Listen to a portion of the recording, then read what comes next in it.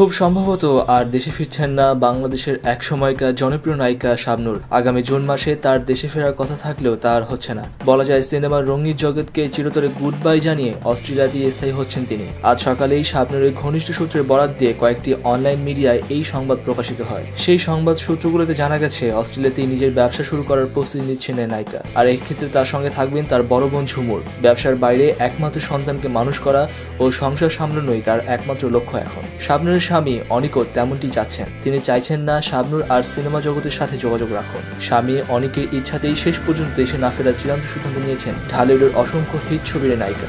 আরও জানা যায় মাস দুয়েক আগেও দেশে ফেরার সিদ্ধান্তে অটল ছিলেন শাবনূর। সেজন্য ঢালিউডের পরিচালকদের সঙ্গেও নিয়মিত যোগাযোগ ছিল তার। কথা ছিল দেশে ফিরেই নতুন উদ্যমে কাজ শুরু করবেন তিনি। সেই অনুযায়ী যাবতীয় প্রস্তুতি নিচ্ছিলেন তিনি। কিন্তু সম্প্রতি বেশ কিছু পরিচালকের আচরণ শাবনূরকে হতাশ করে। এরপরে নতুন সিদ্ধান্ত নেন তিনি আর ফিরে না আসার। সংবাদ মাধ্যমগুলো শাবনূরের বড় বোন ঝুমুরের সাথে যোগাযোগ করে।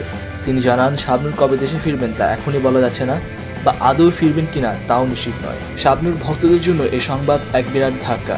শাবনূরের এই সিদ্ধান্তের সাথে আপনি একমত কি? আপনার মতামত জানাতে নিচের কমেন্ট সেকশন ব্যবহার করুন।